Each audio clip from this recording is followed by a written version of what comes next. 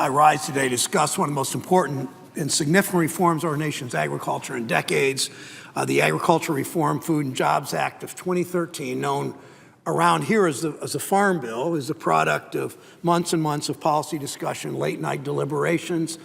Special thanks to the chair of the committee, Senator Stabenow from Michigan, and the ranking member, Senator Cochran of Mississippi. I thank them both for their good work on this, and special thanks to Catherine Ferguson in my office for her good work on this legislation. There's a reason people across the country, farmers and business owners and faith leaders and county commissioners, are paying attention to this legislation. It's a farm bill, it's a food bill, it's a nutrition bill, it's an economic development bill, it's a rural development bill, it's a conservation bill all at once.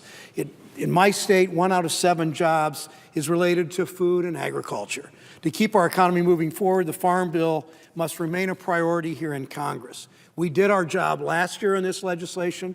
The House of Representatives unfortunately didn't, but I think will this year when we passed overwhelmingly a similar bill to this by a vote of 64 to 35.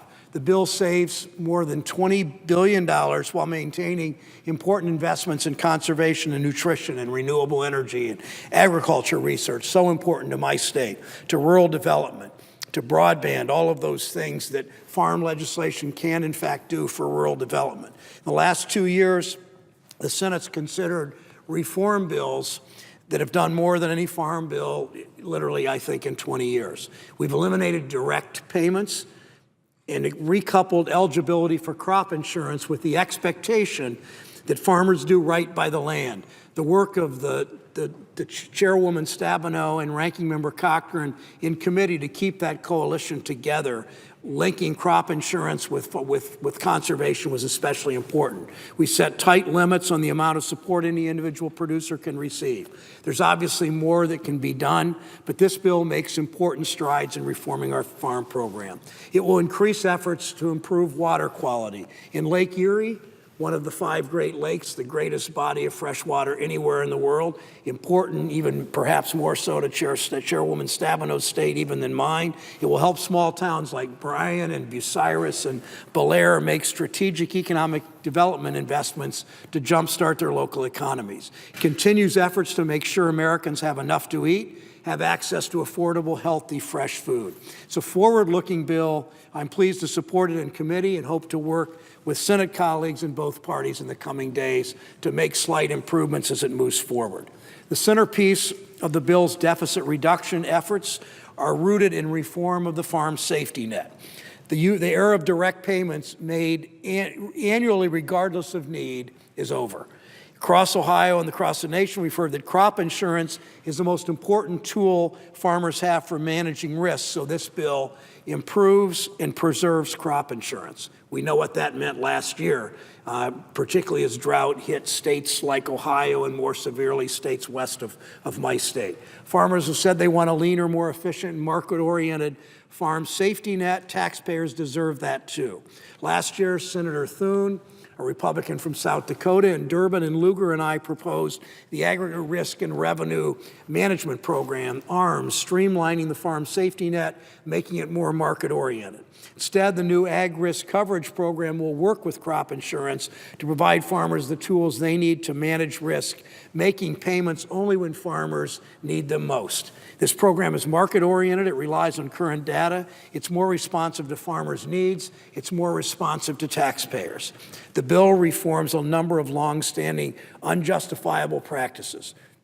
For the first time, this farm bill ends payments to landowners who have nothing to do with farm management. It ends payments to millionaires. It puts a firm cap on how much support any farmer can receive from the direct farm support programs each year. This so-called conservation compliance provision reflects a landmark agreement put forward by a number of key commodity and conservation interests and stakeholders. If you're going to receive federally subsidized crop insurance, you need to show you're meeting basic conservation requirements. Again, the days of subsidies fees without conditions and subsidies without responsibility are over. It's an example of what can happen when groups with different perspectives, the commodities farmers and the conservationists, come together to listen to each other.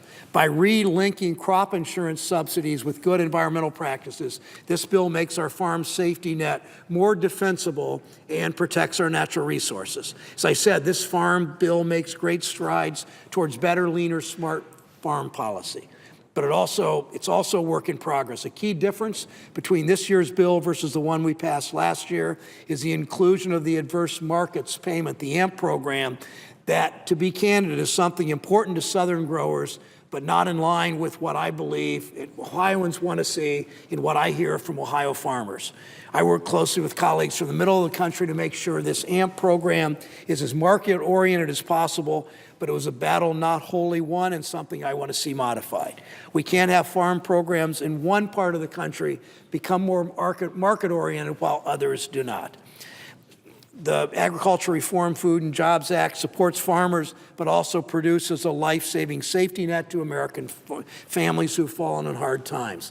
The SNAP program now serves 47 million Americans, more than half of whom are children and seniors. Along with unemployment insurance, SNAP is the primary form of assistance we provide Americans who've fallen on tough times. And just understand and be certain that many of these families are people with full-time and part-time jobs that simply don't make enough money to get along. Some of my colleagues will point out the rapid increase in SNAP enrollment over the past few years. This is to be expected since it mirrors the downturn in the economy, the unemployment levels, and the fact that for 10 years, most people in this country haven't had a raise. As costs go up, they haven't seen their incomes go up. It hits people in the lowest income people the hardest, and that's the biggest reason that people have relied on food stamps. This is evidence that SNAP's working. Our economy continues to recover. SNAP enrollment will decrease. More telling is that today some 50 million Americans still live under the federal poverty level. The number of Americans who rely on SNAP tells me that we shouldn't be gutting, we shouldn't be undercutting like a number of my colleagues in the House of Representatives want to do. We shouldn't be cutting federal nutrition programs. What we should be doing is enacting better economic policies that create jobs and reduce inequality and enable Americans to put food on the table without assistance. This bill cuts $4 billion from SNAP. That's already $4 billion too much. It goes without saying, though, and I appreciate the chairwoman's efforts here to make that $4 billion cut as painless as possible in terms of benefits that SNAP beneficiaries receive. Again, a huge number of these SNAP beneficiaries are in working families. A huge number of them are children. A huge number of them are senior citizens. It goes without saying that a bill with the level of cuts to SNAP, some $20 billion included in the House bill, won't get my support and won't pass muster in the Senate. While we work to preserve SNAP, we can also make our nutrition programs work smarter. The Farm Bill makes important strides toward aligning our food and our farm and our economic policy. Agriculture has always been an economic engine of growth.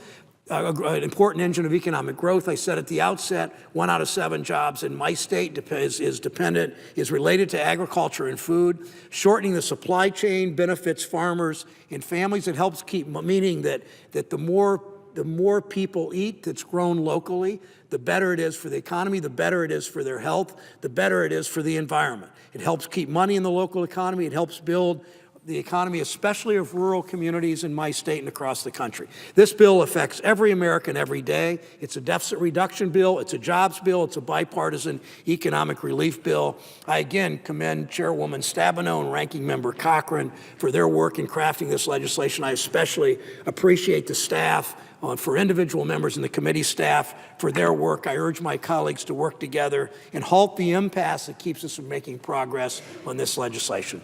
Mr. President, I yield the floor.